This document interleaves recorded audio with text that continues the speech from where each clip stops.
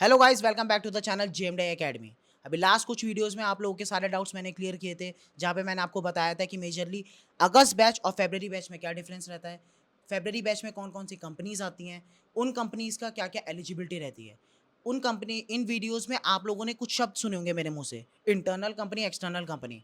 तो अब बच्चों के मेजरली ये डाउट्स आ रहे हैं कि सर ये क्या बोल रहे हो आप, होते क्या है ये इंटरनल कंपनी और एक्सटर्नल कंपनी। तो इस वीडियो में आज आप लोग के मैं यही डाउट्स को क्लियर करने वाला हूँ कि what is the difference between internal company and external company. तो वीडियो को एंड तक देखिए और अपने सारे डाउट्स को क्लियर कीजिए। बात करते हैं सबसे पहले एक्सटर्नल कंपनीज के बारे में। तो एक्सटर्नल कंपनीज वो कंपनीज होती हैं जो अपने फॉर्म्स को लाइव करती है अपनी वेबसाइट में एक्सटर्नली।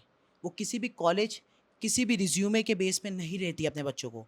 इसके सिलेक्शन प्रोसेस ऐसा होता है कि इसमें सबसे पहले आपको अपने फॉर्म्स भरने हैं अकॉर्डिंग टू योर एलिजिबिलिटी। उनके फॉर्म्स भरोगे तो वो कंपनीज आपको अपने इंटरनल एग्ज़ाम्स के लिए बुलाती है। उनकी कंपनीज के एग्ज़ाम्स को दीजिए।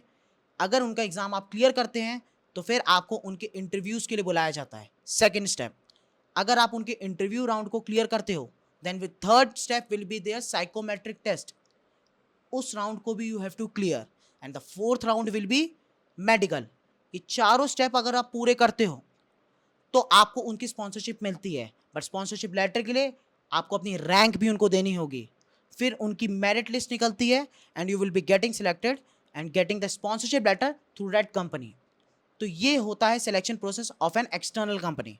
अब फॉर एग्जांपल मैं बात करूं एक्सटर्नल कंपनीज के बारे में, तो मेजरली ये कंपनीज होती हैं जैसे Anglo eastern, fleet management, synergy, MSc. तो इन कंपनीज के जो फॉर्म्स होते हैं ये लाइव होते हैं एक्सटर्नली उनकी वेबसाइट में। और अगर हम इनका मेजरली डिफरेंस देखें ना, तो इन कंपनीज की नंबर ऑफ सीट्स हमेशा ज़्यादा होती हैं in comparison to internal companies के।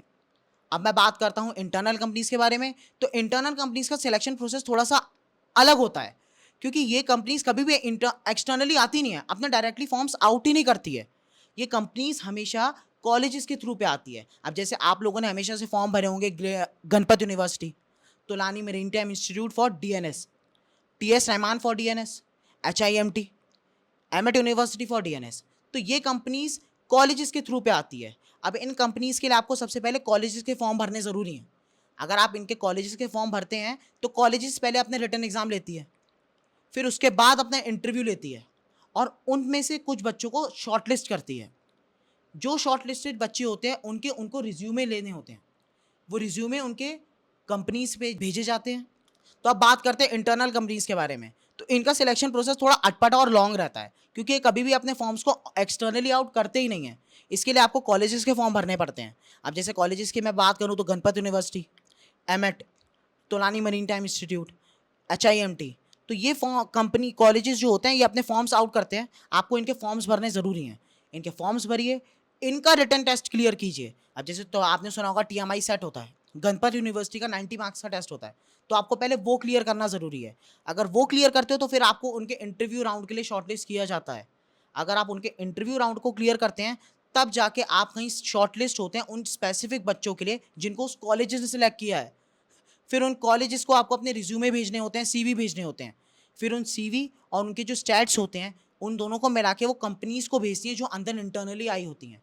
फिर उन कंपनीज़ जो आपको शॉर्टलिस्ट करती हैं अपने क्राइटेरिया के हिसाब से, जो हमें ज़्यादातर नहीं पता होते, फिर भी हम अपने रिसोर्सेज के द्वारा उन चीज़ को आपके सामने रखते हैं। ठीक है। अब बात करते हैं उन कंपनीज़ जब आपको वो मेल्स भेजती हैं तो आपको उनका सिलेक्शन प्रोसेस बिल्कुल जैसे एक्सटर्नल कंपनीज़ का था ना, बिल्कुल वैसे ही फॉलो करना होता है। पहले उनका रिटन एग्ज़ाम, फिर उसके बाद उनका इंटरव्यू, फिर उनका साइकोमेट्रिक टेस्ट और फिर उनका मेडिकल। तो ये 4 स्टेप आपको इंटरनल कंपनीज़ में भी फॉलो करने पड़ते हैं बॉस। तो लंबा प्रोसेस है। ये एक्सटर्नल कंपनीज़ जैसे आसान नहीं होता। और इसमें मेजरली जो कंपनीज़ में सीट्स होती हैं वो हमेशा कम रहती हैं थोड़ी। जैसे मैं बात करूँ एग्ज़ाम्पल के तौर पे Tom tankers, PIL, Williamson, Dmeco, Mitsui OSK lines, MTM tankers. तो ये जो कंपनीज़ होती हैं ये मेजरली इंटरनल ही आती हैं। तो आज मेरे ख्याल से शायद आप लोगों के मन का ये डाउट क्लियर होगा कि इंटरनल कंपनी और एक्सटर्नल कंपनी में डिफरेंस क्या होता है। तो अगर आपको कुछ भी आगे डाउट रहता है तो प्लीज़ कमेंट सेक्शन में कमेंट कीजिए, आपके सारे डाउट्स को क्लियर किया जाएगा। और आगे फर्दर अपडेट्स के लिए प्लीज़ कनेक्टेड रहिए जेएमडी एकेडमी चैनल के साथ। Thank you so much. जय हिंद, जय भारत, जय माता दी।